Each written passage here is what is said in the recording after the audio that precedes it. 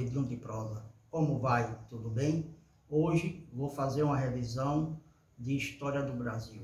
O tema da revisão vai ser Segundo Reinado. O Segundo Reinado, minha gente, é esse período que compreende de 1840 a 1889. Esse período é o período do Segundo Reinado. E ele teve início a partir do momento que houve o golpe da maioridade. O golpe da maioridade teve o objetivo de antecipar a maioridade de Pedro de Alcântara, porque pela Constituição de 1824 determinava que o imperador Pedro de Alcântara só poderia assumir o trono com 18 anos de idade. Porém, nesse dado momento histórico, em 1840, o país vivia uma grande convulsão social, em virtude de várias rebeliões que estavam ocorrendo no Império, a Sabinada, Balaiada, Farroupilha, e nesse momento histórico, quem estava no poder eram os conservadores, que não estavam conseguindo pacificar o país. Então começou a materializar uma ideia na consciência dos liberais que estavam na oposição, que só a figura do imperador poderia pacificar o país. Então começou a surgir a proposta da maioridade, certo? De antecipar a maioridade do imperador. Mas para que isso ocorresse,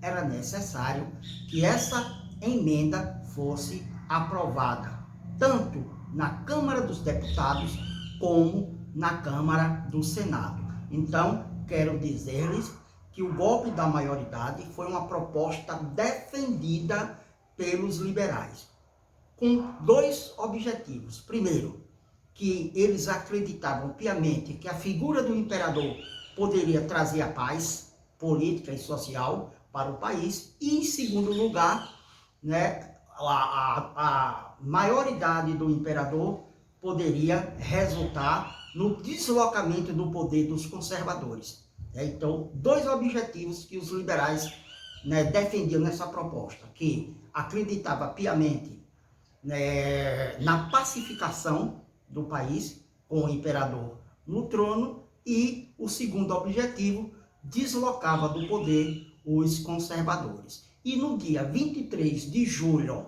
de 1840, a emenda da maioridade foi aprovada na Câmara e no Senado. O imperador assume o trono com 14 anos de idade. Então, inicia aí o Segundo Reinado, que vai durar 49 anos. E em se tratando do Segundo Reinado, vamos estudar a política interna e posteriormente a política externa, para depois analisarmos a parte econômica.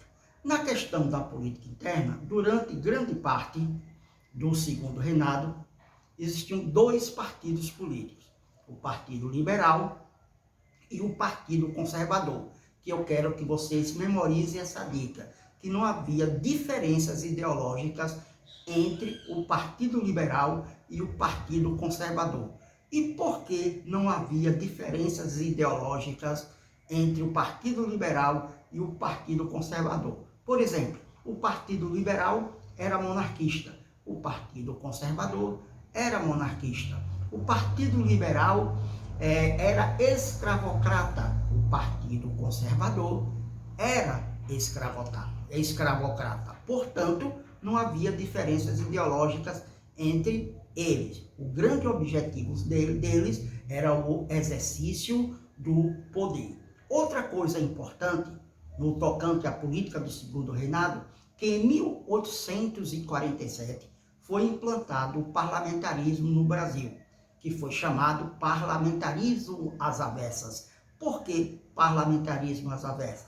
Porque aqui, quem escolhia a figura do primeiro-ministro era o imperador. Já na Inglaterra, quem escolhia o quê? A figura do primeiro-ministro era o parlamento. Aqui no Brasil, não. Aqui quem escolhia, né, a figura do primeiro-ministro era o imperador. Motivo pelo qual o parlamentarismo ficou conhecido aqui como parlamentarismo às avessas. Então, repetindo, durante o segundo reinado, existiam dois partidos políticos, o Partido Liberal e o Partido Conservador. O objetivo de ambos era o exercício do poder, não havia diferenças ideológicas entre eles. E também a novidade do parlamentarismo. Outra coisa muito importante no segundo reinado foi a parte da economia. Quero colocar para vocês que em 1844, Alves Branco, ministro da Fazenda, publicou as famosas tarifas alfandegárias, estabelecendo um aumento de 30% a 60% nas alíquotas sobre os produtos estrangeiros. Essa tarifa, Alves Branco, foi uma tarifa protecionista. Todos os produtos que viessem do estrangeiro para o Brasil pagaria uma tarifa alfandegária que oscilava de 30% a 60%. Se na prova de vocês perguntarem, a tarifa Alves Branco foi uma tarifa protecionista? Sim, foi uma tarifa protecionista. Outra coisa muito importante, né, nesse período foi a publicação do Bill Aberdeen. O parlamento inglês autorizou a Marinha Britânica a aprisionar os navios negreiros em qualquer parte do oceano.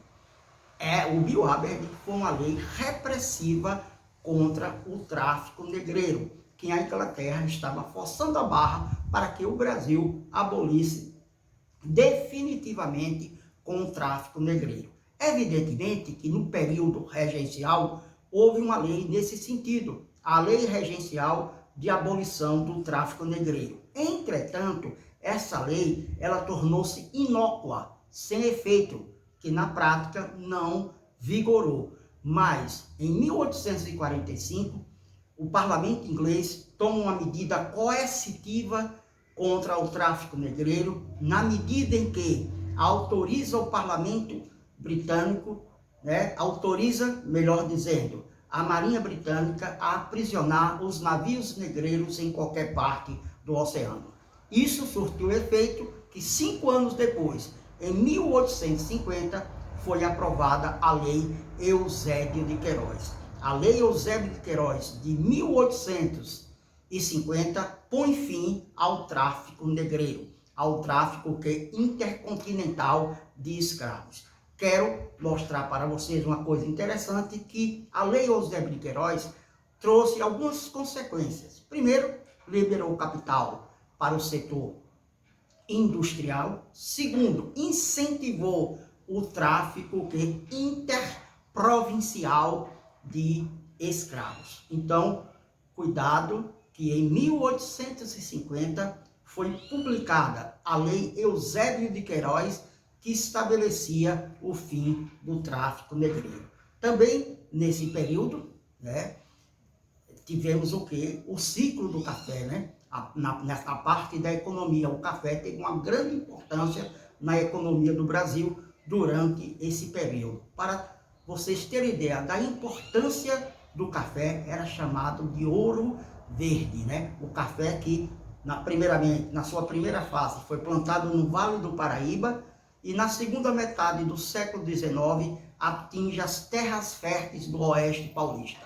No Vale do Paraíba predominou a mão de obra escrava. Já no Oeste Paulista já tivemos outras experiências, como o trabalho livre, o sistema de parceria, certo? E posteriormente, a introdução do trabalho assalariado. Mas tanto na primeira fase do ciclo do café, quanto na segunda fase do ciclo do café, predominou o trabalho escravo. Só que já no Oeste Paulista, outras modalidades de trabalho foi utilizado, como eu expliquei para vocês, o trabalho livre, o sistema de parceria. Outra coisa importante, a figura de Irineu Evangelista de Souza, né? Um homem que estava à frente do seu tempo, que deu uma grande contribuição para o desenvolvimento econômico do país. Outra coisa também que aconteceu na segunda metade do século XIX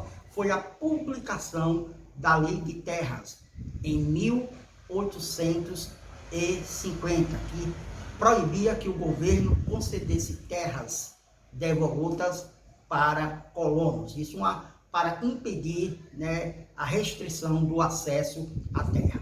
Outra coisa também importante no segundo reinado, no tocante à questão externa, o problema diplomático envolvendo o Brasil e Inglaterra na questão Christian, do embaixador William Douglas Christian, que houve uma incompatibilidade, né, do embaixador com o nosso imperador, e essa questão resultou no rompimento diplomático entre Brasil e Inglaterra. Outra questão muito importante foi, no segundo reinado, foi a Guerra do Paraguai, que durou de 1864 a 1870, que teve como ponto culminante da guerra a invasão de Francisco Solano Lopes, ditador do Paraguai, em terras brasileiras, quando ele prende o navio Marquês de Olinda e invade o Rio Grande do Sul, Mato Grosso, determinando o quê? O estopim da guerra.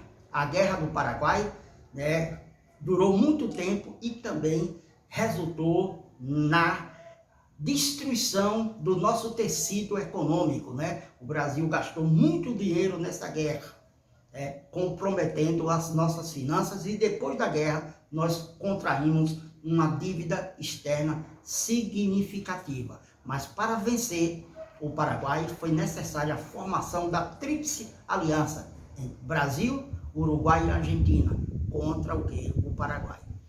As consequências da Guerra do Paraguai para o Brasil, o aprofundamento da crise econômica. E logo após a guerra inicia a campanha abolicionista, né? Que a campanha abolicionista ela pode ser definida como um processo político e ideológico em favor da abolição da escravidão.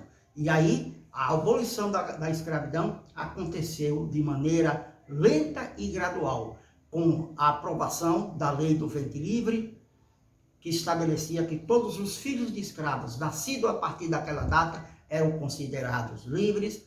Depois, a Lei do Sexagenário, que estabelecia a liberdade dos escravos a partir dos 60 anos, e a última lei, a Lei Áurea, aprovada em 13 de maio de 1888. Então, por favor, na prova, cuidado com essas leis abolicionistas, a Lei do Ventre Livre, a Lei do Sexagenário e a Lei Áurea. E também fique atento na Lei Eusébio de Queiroz, que estabelecia o fim do tráfico negreiro. Bom dia, fique com Deus. Na próxima aula, vamos estudar a queda do Império e o início da República.